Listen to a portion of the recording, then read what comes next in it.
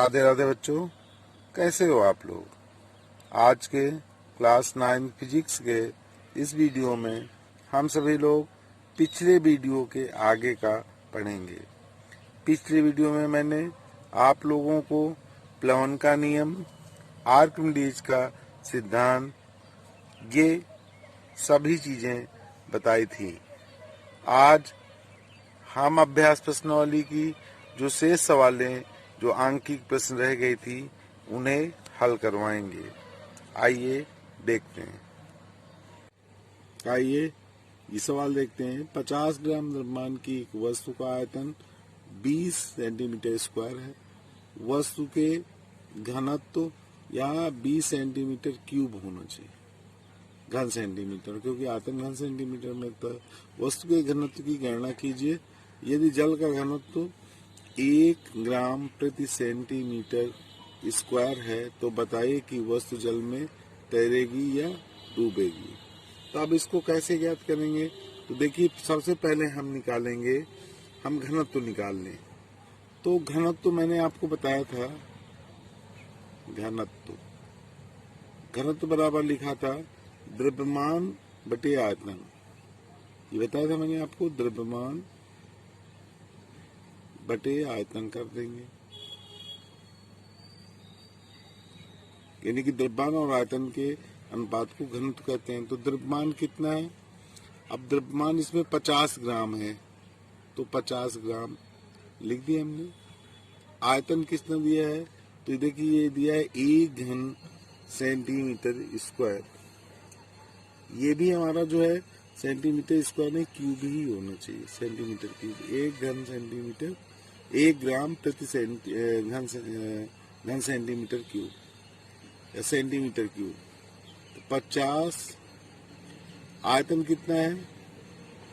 तो आयतन इसमें 50 ग्राम दिया है, नहीं, द्रव्यमान 50 ग्राम हो गया। आयतन कितना दिया? 20 घन सेंटीमीटर। तो लिख दिया हमने 20।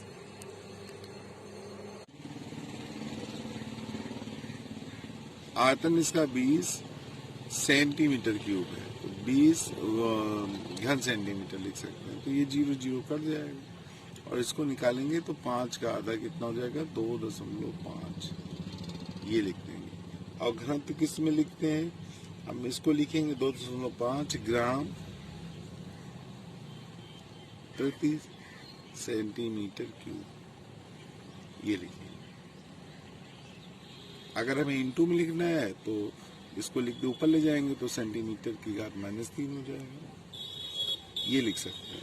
अब देखिए, आपेक्षिक घनत्व निकालेंगे। आपेक्षिक घनत्व, तो आपेक्षिक घनत्व मैंने आपको बताया था कैसे निकालते हैं। आपेक्षिक घनत्व पदार्थ का घनत्व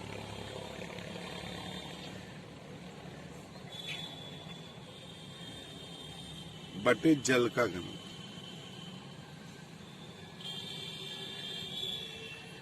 ये है, इसी से हम बता सकते हैं कि डूबेगी कि तैरेगी। तो पदार्थ का घनत्व तभी हमने निकाला 2.5 ग्राम प्रति सेंटीमीटर क्यूब, और जल का घनत्व हो जाएगा 1 ग्राम प्रति सेंटीमीटर क्यूब हो जाएगा।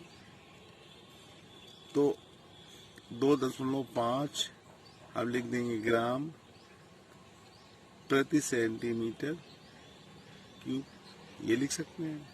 तो अब इससे हम बता सकते हैं, देखिए, जो इसका जो आपेक्षिक घनत्व है 2.5 ग्राम प्रति सेंटीमीटर क्यूब है। तो इस चूंकि पदार्थ का आपेक्षिक घनत्व पानी के घनत्व से अधिक है, अतः पदार्थ पानी में क्या हो जाएगा? डूब जाएगा। चलिए अगली सवाल देखते हैं। अगली सवाल है, कोई पत्थर 100 मीटर ऊंची किसी मीनार की चोटी से गिराया गया और उसी समय कोई दूसरा पत्थर 25 मीटर प्रति सेकंड के वेग से ऊर्ध्वाधर दिशा में ऊपर की ओर फेंका गया। ज्ञात कीजिए कि दोनों पत्थर कब और कहाँ मिलेंगे। देखिए, एक गिराया जा रहा है और एक ऊपर की ओर फेंका जा रहा है। तो कह रहा है कि ये कब मिलेंगे।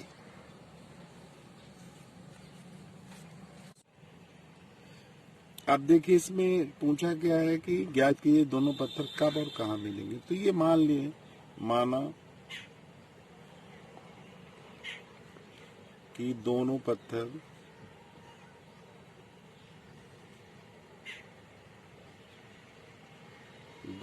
हमने मान लिए पत्थर टी सेकेंड बाद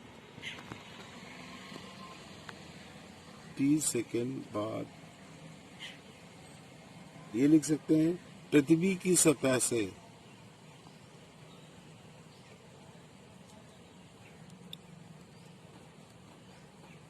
x मीटर की ऊंचाई पर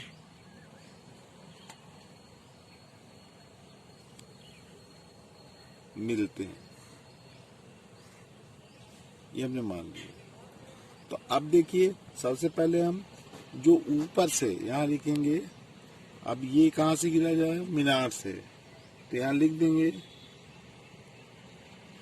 मीनार के ऊपर से गिराए गए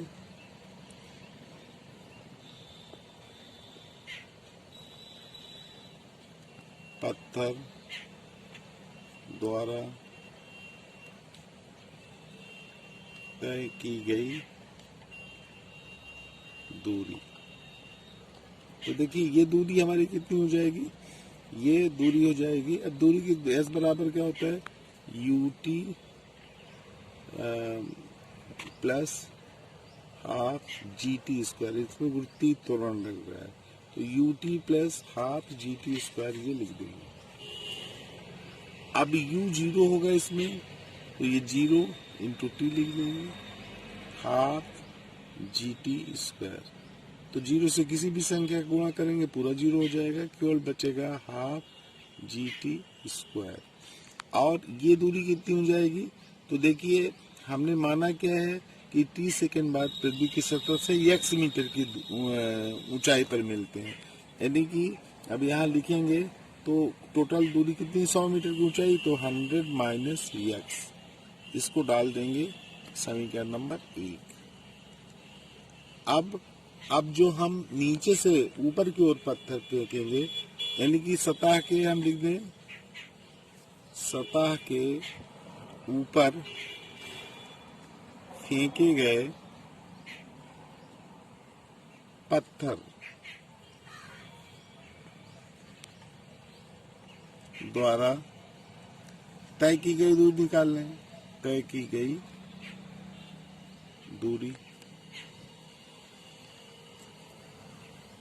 अब इसको निकालना है, तो दूरी बराबर हमको निकालना है, तो यह चीज इक्वल टू क्या होता है, हम लिख देंगे S is equal to U T plus वही फार्मूला है कि हाफ जी टी स्क्वायर, ये लिख देंगे। अब इससे हम जो है, हम इसमें मान रख दें, तो देखिए वेग कितना है, किस वेग से फेंका जाता है, 25 मीटर पर सेकेंड के वेग से।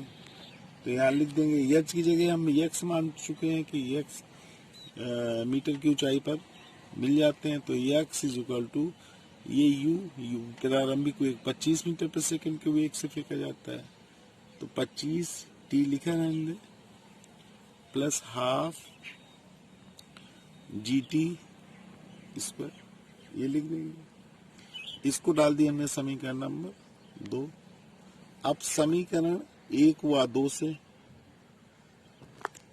समीकरण 1 व 2 से, 1-2 से, अब इसको 1-2 हम जोड़ दें, तो यहाँ लिख देंगे, यहाँ लिख दें जोड़ने पर, तो ये हो जाएगा 100 minus x plus x half G T square plus 25 T plus half G T square, ये लिख दिया हमने। तो देखिए ये एक चीज यहाँ और ध्यान देना था, ये ऊपर की ओर फेंका जा रहा है। तो जो ऊपर की ओर फेंका जा रहा है, तो हमने बताया था कि पृथ्वी तल से अब ये इसमें जो ऊपर से नीचे गिर रहा है तो प्लस में होगा जी का मान, और यहाँ पर माइनस, तो यहाँ माइनस लिख देंगे, यहाँ माइनस लिखेंगे, यहाँ भी माइनस लिखेंगे, ये लिख देंगे, यहाँ भी माइनस लिख देंगे, ये मान रखेंगे, यही समीकरण जोड़ रहे हैं। तो ये माइनस से और ये माइनस से ये माइनस कट जाएगा, half G T square cut गया, यक्स से यक्स कट जाएगा। तो यहाँ कितना आ गया 100 प्लस 25t, इसलिए t की वैल्यू निकालना है तो 100/25, तो 4 सेकेंड आ गया, ये हो गया आपका 4 सेकेंड बाद मिलेगा, 4 सेकेंड। और फिर इसने पूछा है एक चीज और पूछा है, तो ये तो आपने निकाल दिया कितने समय मिलेंगे, तो 4 सेकेंड में मिलेंगे, ये निकाल दिया। आप 4 सेकेंड में चली गई दूरी निकाल लीजिए, चाहे जिस ओर से निकाल लीजिए। अब 4 सेकेंड में चली गई दूरी यहाँ निकाल लें, 4 सेकेंड बाद चली गई दूरी,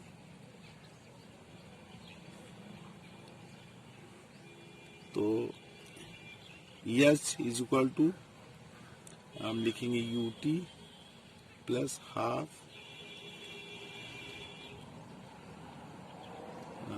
माइनस हाफ लिख दें, आप GT स्क्वायर ये लिख दें।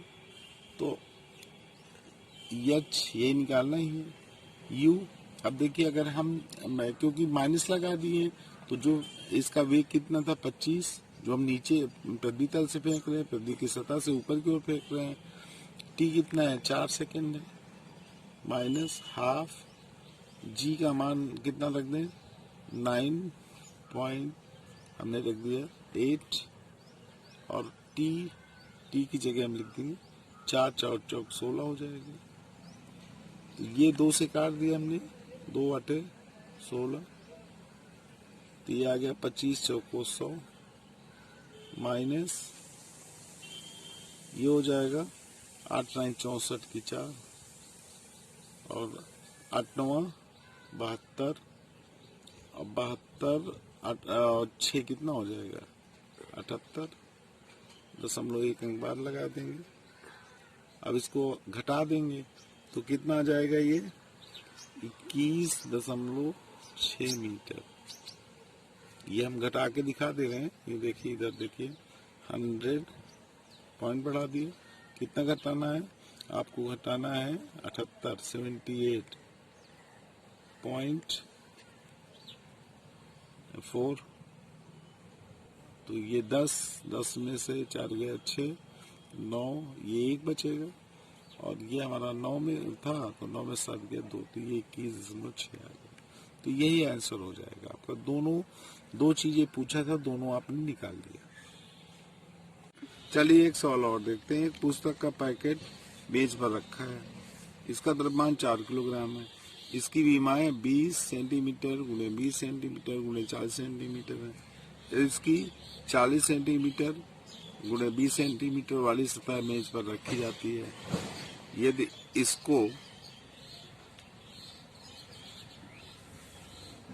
40 गुणे 20 सेंटीमीटर वाली सतह मेज पर रखी जाती है, तो पैकेट द्वारा मेज पर लगने वाले दाब की गणना कीजिए। दाब ज्ञात करना है। तो सबसे पहले हमारा इसमें, अब इसको हल करते हैं। हल करेंगे तो लिखेंगे पैकेट का द्रव्यमान कितना है, लिखें पहले पैकेट का द्रव्यमान, ये यम बराबर इसमें दिया है 4 किलोग्राम, 4 किलोग्राम। अब यहाँ हम इसके बाद लिखेंगे पैकेट का द्रव्यमान हो गया 4 किलोग्राम। अब इसके बाद इसकी बीमाएं कितनी हैं, तो बीमाएं दिया है, यानी कि भुजाएं 20 40 दिया है, तो यहाँ इसकी जरूरत नहीं है, भार निकाल लें, क्योंकि पैकेट का जितना भार होगा उसी के कारण यहाँ W निकाल लें, तो mg लिख देंगे। भाई दाब जो पड़ेगा किसके कारण पड़ेगा, पैकेट के भार के द्वारा, तो सतह का क्षेत्रफल निकालना पड़ेगा हमें। तो एम जी निकालने, एम बराबर कितना हो जाएगा, ये 4 किलोग्राम है और जी का मान हमने रख दिया 9.8। तो ये हो जाएगा 8 चौको 32, 9 चौको 36, 37, 38, 39, तो लगभग ये हो जाएगा 39.2 न्यूटन लिख देंगे, क्योंकि इसका मात्रक न्यूटन होता है भार का, इससे पहले बता चुके हैं। अभी लिख देंगे सतह का क्षेत्रफल, सतह का क्षेत्रफल। तो अब देखिए सतह का क्षेत्रफल बीमाएं तो दे रखी हैं, लेकिन इसने कहा भी है कि इसकी 40 गुणे 20 सेंटीमीटर वाली सतह है। ये जो पैकेट रखा है वो जिस सतह पर रखा है उसकी जो बीमा है वो 40 गुणे 20 है। तो सतह का क्षेत्रफल लिख देंगे 40 गुणे 20, आगे लिख देंगे वर्ग सेंटीमीटर। तो ये हो जाएगा आपका 4 दूना 8, 800 वर्ग सेंटीमीटर ये हो जाएगा। अब देखिए क्षेत्रफल हम किसमें व्यक्त करते हैं, इसका मात्र लंबाई को हम मीटर में व्यक्त करते हैं, तो वर्ग मीटर में होना चाहिए। तो 800 या हम 100 गुणे 100 2 बार लिखना पड़ेगा क्योंकि वर्ग में है, तो ये वर्ग मीटर बन जाएगा आपका। भाग दे दिया हमने, भाई सेंटीमीटर से मीटर बनने में भाग देना पड़ता है। वर्ग है तो 2 बार हम कर देंगे, तो ये दोनों जीरो ये तो कट जाएगा। अब इसमें भाग देंगे तो ये हो जाएगा 2 अंक बाद दशमलव लगाए, 2 जीरो हैं तो एक तो 8 लिखा है, 1 जीरो और बढ़ा देंगे, तो यहाँ लिख सकते हैं 0.08। अब लिख देंगे वर्ग मीटर, मीटर स्क्वायर लिख दिया हमने। अब देखिए इसने पूछा क्या है कि लगने वाला दाब, तो दाब बराबर लिख देंगे हम, दाब बराबर लंबवत बल, सतह में लगने वाला लंबवत बल, लंबवत बल बटे हम लिखते हैं क्षेत्रफल, ये लिखते हैं। तो इसको क्या लिखे हैं, इससे पहले बता चुके हैं, प्रणोद लिख सकते हैं, बटे क्षेत्रफल लिख सकते हैं। तो ये हमारा आया था लंबवत बल कितना आया था, तो बल कितना था हमने निकाला था, वही भार कितना आया था 39.2 बटे क्षेत्रफल कितना है 0.08। तो अब पॉइंट हटा दीजिए, दशमलव हटाएंगे तो ऊपर हम 2 अंक बाद था 2 जीरो लिख देंगे, इसका हटाएंगे तो नीचे साइड 1 जीरो लिख देंगे। तो ये हो गया आपका, ये 0 0 कट जाएगा, तो अगर गुणा करेंगे तो ये आ गया 3920 अपान ये 8 हो जाएगा। 8 से काट देंगे, 8 चौको 32, 7 बचा, 8 9 72, ये आ गया 490। अब इसका मात्रक क्या होता है, दाब का मात्रक न्यूटन प्रति मीटर स्क्वायर, क्योंकि ये जो लंबवत बल है, बल का मात्रक न्यूटन होता है, क्षेत्रफल है तो ये मीटर स्क्वायर में होगा, तो न्यूटन प्रति मीटर स्क्वायर, ये उत्तर हो जाएगा। राधे राधे बच्चों, आप लोग अभ्यास प्रश्नावली में दिए गए अंकित प्रश्नों को हल करेंगे। यदि उसमें कहीं भी दिक्कत हो, किसी उदाहरण में दिक्कत हो, तो उसको अपनी समस्या, जो भी उसमें समस्या हो मेरे पास भेजिए, मेरे व्हाट्सएप नंबर में, मैं अगले वीडियो से जरूर बताऊंगा। राधे राधे बच्चों।